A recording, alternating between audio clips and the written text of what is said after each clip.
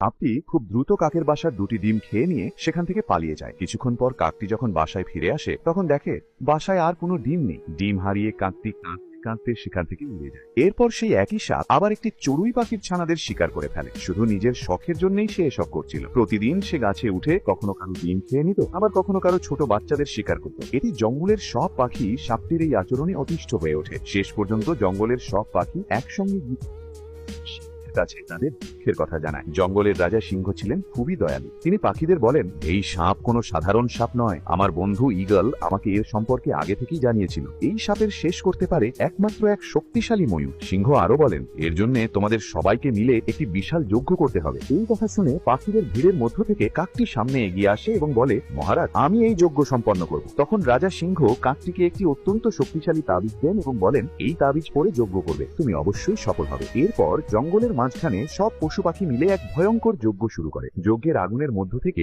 এক শক্তিশালী ময়ূরের আবির্ভাব ঘটে। এই দৃশ্য দেখে কাকটি ময়ূরকে সাপের অবস্থান দেখিয়ে দেয়। ময়ূর তার অদ্ভুত শক্তির সাহায্যে মুহূর্তেই সেখানে পৌঁছে যায় আর এক পলকের মধ্যেই সেই ভয়ঙ্কর সাপটির শেষ করে দেয়। এর ফলে জঙ্গলের সব পশু পাখি খুবই আনন্দিত হয়ে ওঠে, কারণ অবশেষে তারা শান্তিতে বাঁচতে পারে।